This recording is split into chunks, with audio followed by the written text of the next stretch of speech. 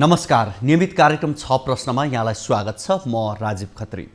सर्वोच्च अदालतले संविधानको सर्वोच्चताको रक्षा गर्दै गरेको गम्भीर फैसलापछि अब गम्भीर बन्ने पालो दलहरूको हो। 2/3 बहुमत तुल्याएर नेपाल कम्युनिस्ट पार्टी नेकपाले जनताको जनमतको जसरी अपमान गर्यो त्यसलाई सर्वोच्चले सबक सिक्ने गरी पाठ पढाइसकेको छ।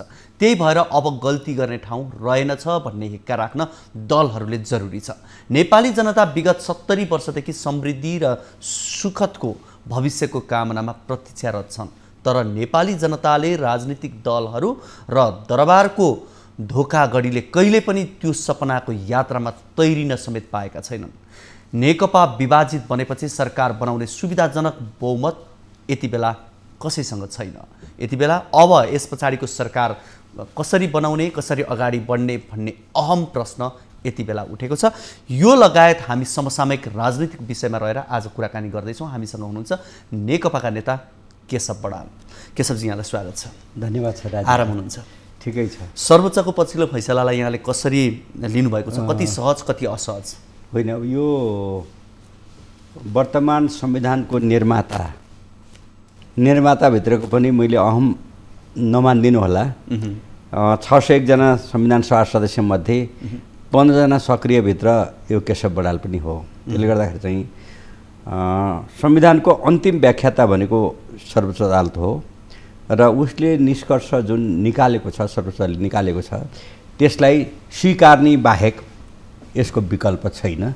सबैले स्वीकार्न पर्छ र सम्मानित प्रधानमन्त्रीले पनि त्यो अदालतको फैसला आइसकेपछि अदालतको फैसलालाई शिरोधार्य गर्दै 13 दिनभित्र संसद डाक्ने र प्रक्रियामा अगाडि बढ्ने कुरो बोलिसक्नु भएको छ। अब मैले धेरै कुरा त यहाँ भन्नै परेन, यहाँ आफैले बताइसक्नु भएको छ। संविधान निर्माणको क्रममा हामी आफै थियौँ, त्यसमध्येको थोरै मध्येको सक्रिय मध्येको म आफै हो भनेर यहाँले भन्दै गर्दा हिजोको दिनमा संविधान यहाँहरूले बनाउँदै गर्दा विगतमा भएका गल्ती कमी कमजोरीलाई नहोस् भनेरै बनाइएको थियो। त्यो त यहाँहरूले बुझ्नुभएको थियो। तर पनि यसलाई कहीँ कतै चाहिँ यहाँहरूले नै फेरि साथ दिनु पनि पछिल्लोचोटि चाहिँ अब हुन त फेरि यो विगतमा धेरै पछ्याउनु मैले जरुरी ठानेको छैन, तर पनि यहाँले प्रसङ्ग ल्याउनु भएको। पहिलो नम्बरमा त वर्तमान संविधान निर्माण गर्दा हामीले भरसक संसद विघटनको अवस्था नआओस् भन्ने कुरा चाहिँ अन्तर्हृदयमा स्थापित गरेर हुनेसम्म व्यवस्था गरेको। यद्यपि त्यो चाहिँ संविधानको अब धारा 76 को चाहिँ 7 ले पनि विघटनको असम्भव भन्या छैन बिचमै। धारा 85 ले पनि त्यो भन्या छैन। तर भरसक चाहिँ त्यो परिस्थिति नआओस् भन्ने, विगतमा धेरै त्यस्तो घटनाले नेपालले दुःख पाएको अवस्था भएको हुनाले नआओस् भन्ने हो। यो परिस्थिति भनेको चाहिँ न संविधानको दोष छ न चाहिँ अरू कसैको दोष छ र हाम्रो दुई पार्टी बिचको एकता भयो। एकता भएको केही समयदेखि नै केपीओलीलाई कसरी खेद्ने भन्दा अभियान भित्रैबाट सुरु भयो होइन। भित्रैबाट मजासित सुरु भयो। सुरु मात्रै होइन, एकता प्रक्रिया छेउटुप्पै पुरा भएको छैन होइन। जस्तो म सल्लाहकार परिषदको पनि अध्यक्ष छु, केन्द्रीय सल्लाहकार परिषदको कमिटी पुरा भएको छैन। अनुशासन आयोगको अध्यक्ष अमृत बोहरा हुनुहुन्छ, त्यो पुरा भएको छैन। त्यसपछि अब लेखा आयोगको डाक्टर पुष्प कणेल हुनुहुन्छ, त्यो पुरा भएको छैन। केन्द्रीय विभाग पुरा भएको छैन, कुनै अगाडि बढेको छैन। त्योपट्टि ध्यान नदिइकन चाहिँ अब चाहिँ अध्यक्षबाट पनि हट्नुपर्ने, प्रधानमन्त्रीबाट हट्नुपर्ने भन्ने प्रस्ताव, दुई पार्टी बिचको एकता भएको छ। दुईटा हस्ताक्षरकर्ता मध्ये एकजनाले चाहिँ तँ हट भन्न थालेपछिको उत्पन्न भएको बाध्यकारी परिस्थिति। अब यो त वर्तमान प्रधानमन्त्रीले जुन चाहिँ त्यो परिस्थिति सिर्जना गर्नुभयो, यो बाध्यकारी परिस्थिति हो। यो कुनै रहरको विषय पनि होइन र यस्तो भइरहनुपर्छ भन्ने कुरो पनि होइन र आयो। तर चाहिँ अब यसमा यो समस्या अहिले भर्खर जन्मिया पनि होइन।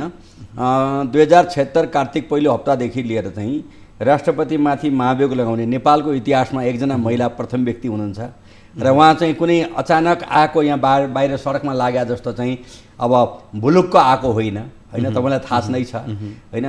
आदरणीय चाहिँ नेपाली काङ्ग्रेसका चाहिँ सभापति कृष्ण भट्टराईसँग चुनाव लडेर जितेर आउनुभएको हो।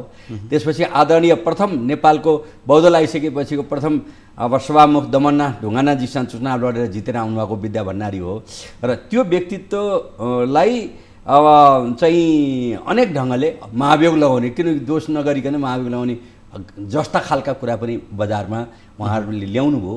अब प्रधानमन्त्रीले अब चाहिँ ए बाबा पार्टीको हिसाबले प्रचण्ड कमरेड जुनसुकै अवस्थामा भए पनि 32 वर्षदेखि पार्टी अध्यक्ष हुनुहुन्छ, 2 चोटि प्रधानमन्त्री भइसक्नु भएको छ, महानेपाल 15 वर्ष पार्टी प्रमुख भइसक्नु भएको छ, जेएन खनाल 12 वर्ष भइसक्नु भएको छ, केपी ओली उहाँहरूभन्दा अलिक बढी दुःख गरेको, बढी पीडा भोगेको होइन, जेलभित्रको सेलमा 6 वर्ष बसेको त यो देशमा उहाँ बाहेक अरू कोही पनि छैन अहिले जिउँदा मध्येमा होइन। अब त्यसले गर्दाखेरि चाहिँ एउटा कार्यकाल पनि पुरा हुन नदिने जुन कुरो उठ्यो होइन र अभियोग लगाएर निकाल्ने कुरो भयो, त्यसपछिबाट चाहिँ समस्या सिर्जना भएको जग यो हो। यो अवस्था आउनमा कुनै प्रतिपक्षी दलको दोष पनि छैन, अरू कुनै अब राज्यका अङ्ग प्रत्यङ्गको दोष पनि छैन र दुई पार्टी बिचको एकता भयो। एकता भएपछि परिवारभित्रकै विवादले गर्दा यो परिस्थिति सिर्जना भयो। कहिलेकाहीँ कुनै परिवारमा झगडा पर्दाखेरिका दुर्दशाहरू कतै कतै सुन्नुभयो होला, त मिडियाकर्मीले नसुन्ने कुरै भएन, त्यस्तै खालको भएको हो। र यो कुनै होइन, अब सर्वोच्चले जुन फैसला गरिसक्यो, फैसला गरेपछि त्यसलाई शिरोधार गर्ने कुरा हिजो स्थायी समितिको उपलब्ध साथीहरूको बैठक पनि बसेको थियो र चाहिँ तोकिएको समयभित्र संसद डाक्ने र चाहिँ संसदमा गएर यो परिस्थिति आउनुको कारण के हो, आधार के हो भन्ने बारेमा 3 करोड नेपाली जनता, स्वदेश र विदेशमा रहेका जनताहरूको बिचमा चाहिँ सम्प्रेषण गर्ने निर्णय गरेका छ र चाहिँ अविश्वास प्रस्ताव राख्नु होला, उहाँहरूको पास होला होइन, त्यो प्रक्रियामा जान्छ, प्रक्रिया अगाडि बढ्छ, त्यसबारेमा चाहिँ धेरै चिन्ता लिनु पर्छ। अब यो यहाँहरूको पार्टीभित्रको विवाद, यहाँहरूको प्रधानमन्त्री शेरबहादुर केपी शर्मा ओली जो पार्टीको अध्यक्ष पनि हुनुहुन्छ, यहाँहरूको पार्टीभित्रको आन्तरिक कारणले गर्दाखेरि यी समस्याहरू आए। आज अदालतले त्यसलाई एउटा स्पष्ट धारणा दिइसकेको छ। तर यति भन्दै गर्दा यहाँले चाहिँ यो फैसलापछि के सन्देश दियो अदालतले भन्ने यहाँलाई लाग्छ? अब हाम्रो पार्टीमा अप्ठ्यारो आयो, अब अहिले यो परिस्थिति आयो, विकास र निर्माणको निम्ति, राष्ट्रिय स्वाधीनता, राष्ट्रिय एकता, राष्ट्रिय अखण्डता, सार्वभौमिकता र डेभलपमेन्टको निम्ति नेपालको इतिहासमा म चाहिँ 2023 सालदेखि लगभग क्रियाशील ढङ्गले नै लागिरहेको मान्छे हुँ होइन।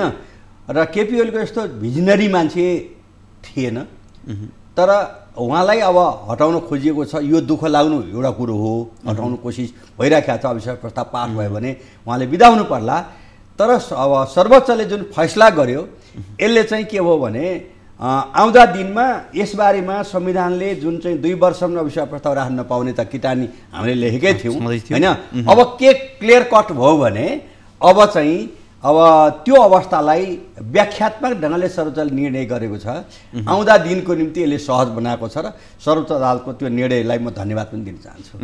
भनेपछि यसले संविधानलाई ट्र्याकमा चाहिँ ल्यायो होइन, त्यो बाहिर हल्ला गरे जस्तो प्रतिगमन इत्यादि इत्यादि भन्ने चाहिँ जो मान्छे आफूले भनेको दिनमा भात खुवाएन भनेर चाहिँ टाउको काट्दै हिँड्या मान्छेले चाहिँ अब प्रतिगमन भयो कि अग्रगमन हो भनेर चाहिँ केपी ओलीलाई सिकाउने कुरा चाहिँ दुःख लाग्दो कुरो हो, अत्यन्त दुःख लाग्दो कुरो हो होइन।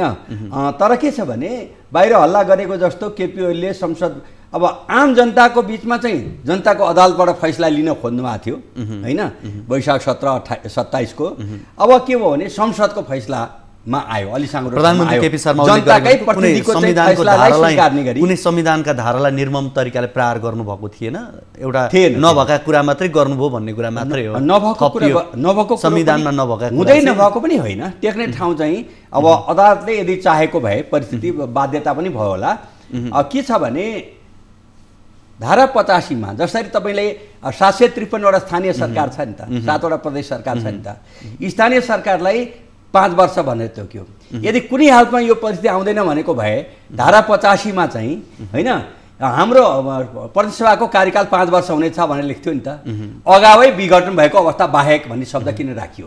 संविधानमा के हुन्छ भने कमा एउटाको पनि छुट्टै अर्थ हुन्छ। त्यसले गर्दाखेरि चाहिँ अगावै विघटन भएको अवस्था बाहेक भन्ने शब्द राख्नुको तात्पर्य यो पनि अप्सन छोडिया छ भने 76 को चाहिँ साथमा पनि यी कुराहरू छन्। त्यसले गर्दाखेरि चाहिँ अब यो बारेमा अब यो पास्ट इज गन म त्यता जान चाहन्न, तर सर्वोच्चले अब एउटा क्लियर कट व्याख्यात्मक संविधानकै अङ्ग बन्ने गरी जुन व्याख्या आएको छ यसपछिबाट चाहिँ यी विषयमा सबै गम्भीर हुनुपर्ने अवस्था आछ।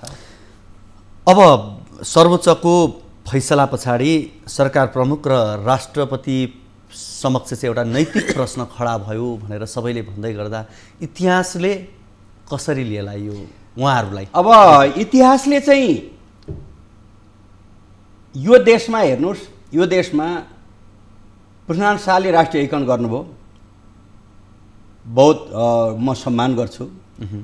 तर उहाँको भन्दा पनि धेरै क्षेत्र विस्तारको निम्ति बहादुर शाहले धेरै ठुलो योगदान गर्नुभयो।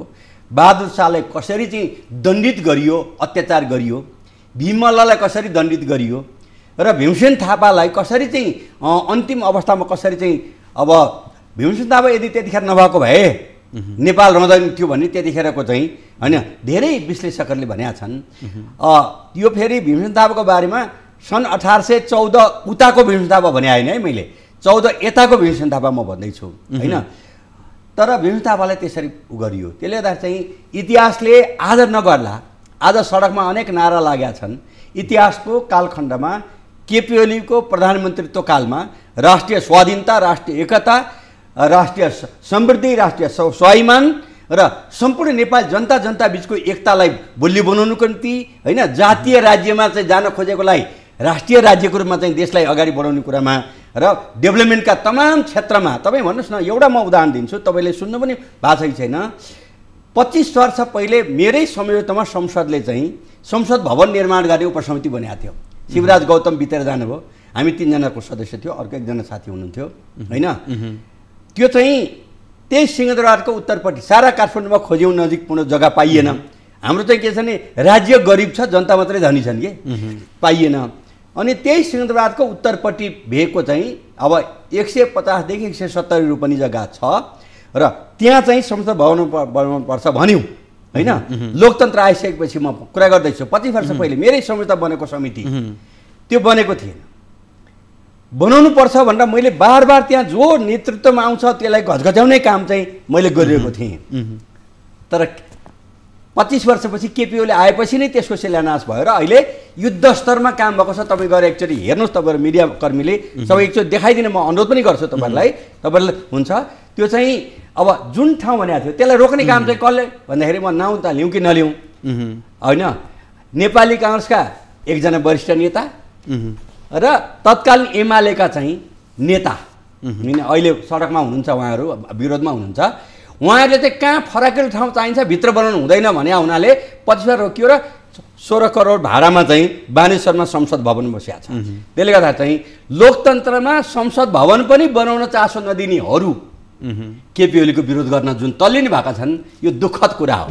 त्यसले गर्दाखेरि चाहिँ यो मुर्झाएको सपनालाई भिउँझाउने हाम्रो देशको सम्भावना छ र युवाहरू चिन्तित हुनु पर्दैन। हाम्रो देशमा रिसोर्स छ, सबै कुरो छ, गर्न सकिन्छ भन्ने एउटा नयाँ जागरण र भावना जगाउने काम जुन केपी ओलीले गर्नुभएको थियो। उहाँले जे जति समय अब बाँकी समय प्रधानमन्त्रीको रूपमा चाहिँ जिम्मा बोक्नु होला, उहाँको त्यो स्ट्यान्डमा दायाँ बायाँ भएको छैन। राष्ट्रिय स्वाधीनताको पक्षमा चाहिँ चट्टान जस्तो उभिने मान्छे खडेरी छ केपी ओली बाहेकमा। मैले ठोकेरै भन्नुपर्छ, यसका चाहिँ म किन यो भनिरहेको छु भनेपछि चाहिँ अब माधव नेपाल, जेएन खनाल, वामदेव गौतम लगायतसँग 38 वर्षदेखि एउटै कमिटीमा बसेर काम गरेको मान्छे हो म। एउटै कमिटीमा बसेर यहाँ ठुल्ठुला कुरा त केही पाइएन भनेर 5 चोटि मन्त्री हुने, 5 चोटि उपप्रधान चाहिँ के हुने मान्छेले पनि पाइएन भनेर उफ्रिरहेछन् होइन। केशव बराल जम्मा 7 महिना मन्त्री भएको मात्रै हो, तर राष्ट्रको निम्ति काम गर्ने मान्छे हो। त्यसले गर्दा यो विषयमा इतिहासले होइन यो चाहिँ पश्चाताप इत्यादि होइन, अहिले गणतन्त्रको निम्ति 7 दशक 8 दशक लडेका मान्छेले चाहिँ राष्ट्रपति माथिको हमला गरेर सडकमा जुन घिनलाग्दा नाराहरू लगाइराखेका छन्, ती गणतन्त्रवादी हुन सक्छन्? ती लोकतन्त्रवादी हुन सक्छन्? सक्दैनन्। त्यसले गर्दा केपी ओली र चाहिँ विद्या भण्डारी विरुद्धमा होइन, त्यो लोकतन्त्र र गणतन्त्रको विरुद्धको आक्रमण हो, राष्ट्रियतामाथिको आक्रमण हो, राष्ट्रिय स्वाधीनतामाथिको आक्रमण हो, राष्ट्रिय समृद्धिको विरुद्धको आक्रमण हो। त्यो इतिहासले यो लेख्छ र इतिहासले चाहिँ कमसेकम आज भोलि नगर्ला, भविष्यमा त्यो गर्छ। अब ठिक छ, अब अदालतको फैसला पछाडि एक किसिमको राजनीति योभन्दा अगाडि निर्वाचन गर्ने, निर्वाचनमय हुने प्रयासमा थियो भने अब निर्वाचन तत्कालै टरेको छ, फरक कोर्समा प्रवेश गरिसकेको छ। अब राजनीति कसरी अगाडि बढ्ला, के होला, यहाँले के देख्नुहुन्छ र प्रधानमन्त्री ओलीसँग के अप्सन छन् अब रहनका लागि? यहाँले प्रधानमन्त्री ओली विधि पद्धति मिच्ने मान्छे होइन, दुनियाँले जेसुकै भनुन् इत्यादि। यो संसद अब मा चाहिँ मैले अघि पनि बताएँ, नदोर्याउँ, 76 कार्तिक पहिलो हप्तादेखिको चाहिँ जुन भयानक षड्यन्त्र सुरु भयो, राष्ट्रपतिमाथि महाभियोग, प्रधानमन्त्रीमाथि अविश्वास प्रस्ताव राख्ने भयो, त्यसको 15 महिना त त्यो अवस्था नआओस् भनेर ल्याउनुभयो नि त। र पौष 5 गते पनि उहाँहरू अब अविश्वास प्रस्ताव दर्ज गर्दै हुनुहुन्छ, राष्ट्रपतिमाथि महाभियोग लगाउनुको निम्ति चाहिँ विभिन्न ठाउँ कुरा गर्दै हुनुहुन्छ। थाहा पाएपछि बाध्यात्मक ढङ्गले संसद विघटन गरेर, र विघटन मात्रै भनी शब्द प्रयोग नगरौँ, तपाईँहरूलाई राजनीति समेत म तपाईँहरूलाई पनि भन्छु कि वैशाख 17-27 निर्वाचन डिक्लेयर गर्नुभयो। किनखेरि अप्ठ्यारो भएको हुनाले सबभन्दा ठुला न्यायाधीश जनता हुन्, जनताको न्यायालयमा जान्छु भनेर चाहिँ उहाँ जानुभएको थियो। जनता अब सर्वोच्च अदालतले के भन्यो भने संसदबाटै फैसला गर, त्यहाँ जाने अहिले बेला भएको छैन भनेर भन्यो। त्यसलाई उहाँले सहज स्वीकार गर्नुभयो। उहाँले तानाशाह, हिटलर, मुसोलिनी, तोजो भन्न पनि बाँकी राख्नु भएन। कसले भन्नुभयो त भन्दाखेरि जो मान्छे राति 11 बजे जनताको घरमा चाहिँ दर्जन मान्छे जाने अनि खाना पकाएर खुवा भन्ने, खुवाउन मानेन भने चटाचट काटेर हिँड्ने मान्छेले चाहिँ लोकतन्त्र सिकाउँदै हुनुहुन्छ। दुःखको कुरा, यस्ता हजार घटना छन् यस्ता चाहिँ। र मेरो त एउटै थालमा खाएका मान्छेहरू पनि त्यसरी मारिएका छन्। त्यसले गर्दा चाहिँ लोकतन्त्रको निम्ति लडेको हो। र जनताको बहुदल जनवादी कार्यक्रमलाई अगाडि बढाउनमा जननेता मदन भण्डारीको अगुवाईमा, होइन, त्यसपछिको सेकेन्ड लिडर भनेको केपी ओली नै हो। र हामी सबै त्यो जबजको पक्षमा छौँ। अहिले उता जानुभएको भनेको जबजको बारेमा कोही न्वारेनदेखि बल्लाएर विरोध गर्नेहरू माओवादी केन्द्रका तर्फ अथवा प्रचण्डको पार्टीमा जानुभएको छ, प्रचण्डको समूहमा जानुभएको छ, होइन। कोही मौन बसेर जबजको विरोध गर्ने जानुभएको छ, होइन। कोही जबज भनेको केही उनी होइन भनेर भन्ने जानुभएको छ। त्यस हुनाले साँच्चैको भन्ने हो भने नेपालमा संयुक्त राष्ट्रसङ्घका 194 राष्ट्रमध्ये पपुलर मतबाट सरकार बनाउने, बहुमत ल्याएर सरकार बनाउने नेपाल हो। त्यसको जग भनेको जबज हो। जबजले आइसकेपछि चाहिँ मनन बाको नेतृत्वमा चाहिँ सरकार चल्यो, बकाइदा चल्यो। त्यसको गृहमन्त्री वर्तमान अध्यक्ष केपी ओली नै हुनुहुन्थ्यो, चल्यो। त्यसपछि 52मा चाहिँ हतियार उठाउने कुरा जायज थियो, जबकि अहिलेको माओवादी, पछिको माओवादी केन्द्र भनौँ न, जनमोर्चा 3rd लार्जेस्ट पार्टी थियो, होइन। जनताको अभिमतबाट पनि सरकार बनाउन सकिने रहेछ भन्ने अवस्थामा पञ्चायतकालभरि हतियार नउठाएका, तर लोकतन्त्र आइसकेपछि, बहुदलीय व्यवस्था आइसकेपछि हतियार बन्द लडाइँ गर्ने कुरो चाहिँ जायज हो भनेर उहाँहरूले लोकतन्त्र सिकाएको देख्दा दया लागेर हुन्छ। यहाँसँगको कुराकानीलाई हामी निरन्तरता दिनेछौँ। यति बेला भने पालो भएको छ छोटो ब्रेकको।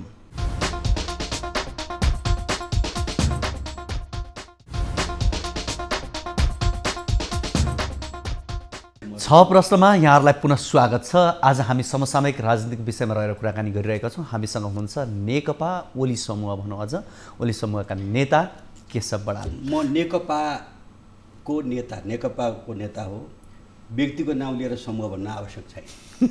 अहिले त कम्तीमा 2टा समूह देखेछ, औपचारिक नफुटेको कारणले गर्दा पनि मैले रियल नेकपा भनेकै हामी हो। अब म यही विषयमा प्रवेश गरेँ है त। त्यसो भए यहाँले जसरी भन्नुभयो यो को आधिकारिकता भन्ने एउटा विवाद छँदैछ, निर्वाचन आयोगले यसको कुनै पनि डिक्लेयर गरेको अवस्था छैन। सर्वोच्चले संसद पुनर्स्थापना गरिसकिसकेपछि अब पुस 5 भन्दा अगाडि गयो भनेर धेरैले भन्दै गर्दा नेकपाको संसदीय दलको नेता अब को? नेकपाको संसदीय दलको नेता केपी ओली हुनुहुन्छ सर्वसम्मत ढङ्गले, होइन। र चाहिँ नेकपाको संसदीय दलको नेता पनि केपी ओली हो। नेकपाको चाहिँ 2 पार्टी बिच, नेकपा एमाले र नेपाल कम्युनिस्ट पार्टी माओवादी केन्द्रको बिचमा एकता भइसकेपछिको मूल लिडर भनेको नि केपी ओली हो। र 2 अध्यक्षले एजेन्डा तय गरेर महासचिव मार्फत अगाडि बढाएपछि मात्रै बैठक अगाडि बढ्छ, त्योभन्दा बाहेक हुँदैन। र 2 पार्टी बिचको एकता प्रक्रिया अगाडि बढेको छैन। र एकता प्रक्रियाको एकताको महाधिवेशन नभएसम्मको निम्ति यही फैसला हो, विधिले यही भन्छ। यसको दायाँ बायाँ कोही सडकमा सुन्दैछु म चाहिँ माइतीघर मण्डलाले कसैलाई अध्यक्ष बनायो अरे, केपी ओलीसँग 9औं महाधिवेशन चुनाव लडेर हार्या मान्छे माइतीघर मण्डलाले चाहिँ अध्यक्ष बनायो अरे भन्ने पनि मैले कता कता हल्ला सुन्छु। अन्त कहाँ भेला भयो अरे के गर्छन् भन्ने कुरो छ। अब त्यो सबै कुरातिर नजाउँ, तर आधिकारिक पार्टी र आधिकारिक चाहिँ दलको नेता आजको दिनसम्म केपी ओली। अब 13 दिन पछाडि 13 दिनभित्रमा प्रतिनिधि सभा बोलाउनु भनेर सर्वोच्चले भनिसकेको छ। अब यो 13 दिनभित्र त अब बैठक त बोलाइन्छ। अब जाँदाखेरि 2 जना संसदीय दलको नेता, आधिकारिक रूपमा पार्टी फुटेको छैन, नेकपा नै भएर एकै लाइनमा पक्कै बस्नु होला यहाँहरू।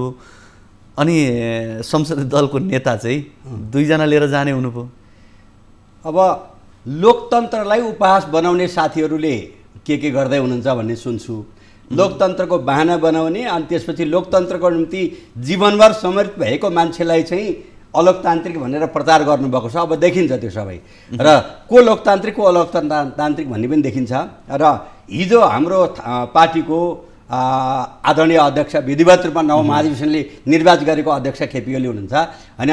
अब हिजो बैठकले सर्वोच्च अदालतका कुराहरू यसले समस्या सिर्जना गर्छ कि बल्झाउँछ कि हल गर्छ त्यो आफ्नो ठाउँमा छ। सर्वोच्च अदालतले गरेको फैसला हामी मान्छौँ र 13 दिनभित्र बैठक डाक्सम्म निर्णय गरिसकेका छ। अध्यक्षले बोली पनि सक्नु भएको छ, हिजै प्रधानमन्त्रीको हैसियतले पनि बोलिसक्नु भएको छ। त्यसले गर्दा बैठक डाक्नुहुन्छ र बैठक डाकिसकेपछि चाहिँ तपाईँले भने के हुने हो भन्ने कुरोको बारेमा चाहिँ अब त्यो प्रक्रियामा जान्छ।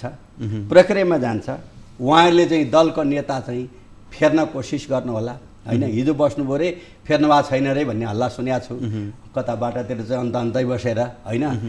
अब दुई पार्टी बीचको एकता भएको छ। एकता प्रक्रियामा एकताको महाधिवेशन नभएसम्म भनेको कुनै पनि डिसिसन गर्दा दुई अध्यक्षले चाहिँ सहमति नगरिकन कुनै निर्णय हुँदैन भन्ने कुरो चाहिँ सहमतिबाट भएको छ हैन। एकताको महाधिवेशन भएको छैन। अब यो विषयमा अब सडकबाट उहाँहरूले के गर्दै हुनुहुन्छ जानु होला। अब यो त अलिकति अप्ठ्यारो सिचुएसन पार्टीभित्रको यहाँहरूको यो पनि देखियो। तर अब प्रधानमन्त्री ओलीले विश्वासको मत लिने नलिने यो भन्ने कुरा एउटा पाटो छ। तर पार्टीभित्रकै अर्को हिसाबले हेर्ने भने वामदेव गौतमले के पनि भन्दै हुनुहुन्छ भने अब मिल्नुपर्छ, दुईटा पार्टी मिलेर जानुपर्छ, पाठ सिक्नुपर्छ, आत्मआलोचना गर्नुपर्छ, आत्मसमीक्षा गर्नुपर्छ, जे उहाँले भन्दै हुनुहुन्छ। यो हिसाबले हेर्दा अब पार्टी एकीकरण भएर जाने सम्भावना चाहिँ यहाँले कतिको देख्नुहुन्छ? अब मैले उहाँको नाउँ लिएर चर्चा गर्न इच्छा राखेको थिएन, तपाईँले भनिहाल्नुभयो होइन। यो विभाजनको बिउ रोप्ने मुख्य मान्छे मध्ये वामदेव गौतम हुनुहुन्छ। 9 जनाको सचिवालय थियो। सचिवालय भने कोर अफ द लिडरसिप भनेर घोषणा भएको। उहाँले स्थायी समितिको असार 16 गतेको बैठकमा